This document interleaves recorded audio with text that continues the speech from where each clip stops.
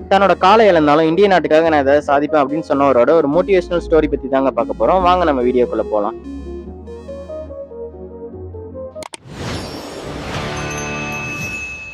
இவர் நம்ம பீகார் மாநிலத்தை சேர்ந்த சோமன் ராணா அப்படின்றதாங்க இவரோட பேரு. இவருக்கு சின்ன வயசுல இருந்து ஒரு ஆசைங்க. நம்ம எப்படியாவது இந்தியன் ஆர்மியில ஜாயின் பண்ணி நம்ம நாட்டுக்காக சேவை செய்யணும் அப்படின்றதாங்க இவரோட மிகப்பெரிய லட்சியமா இருந்துச்சு. அதுக்கப்புறம் 2001ல நம்ம இந்தியன் ஆர்மிலையும் ஜாயின் பண்றாரு. ஜாயின் பண்ணி கிட்டத்தட்ட 5 இயர்ஸா சர்வீஸ்ல இருக்காரு. எக்ஸாக்டா சொல்லணும்னா 2006 டிசம்பர்ல ஒரு லேண்ட் மைன் பிளாஸ்ட்ல தன்னோட காலை இழக்க நேரிடுதுங்க நம்ம சோமன் ராணாக்கு. அங்கேயே அவர் உடஞ்சு உட்கார்லங்க. ஐயோ நம்ம காலை இழந்துட்டோமே அப்படின்ட்டு. அதுக்கப்புறம் பேரா அத்லெட்டிக்ல ஜாயின் பண்ணி ஷார்ட் புட் இருக்குல்லங்க, அந்த பிராக்டிஸும் எடுக்கிறாருங்க. அந்த பிராக்டிஸ் எடுத்ததுக்கப்புறம் 2022ல நடந்த ஏஷியன் கேம்ஸ்ல சில்வர் மெடலை நம்ம இந்திய நாட்டுக்காக அவர் வின் பண்றாருங்க. அங்கேயே அவரோட பயணம் முடியலங்க. 2025ல பிரான்ஸ் மெடலை வின் பண்றாருங்க.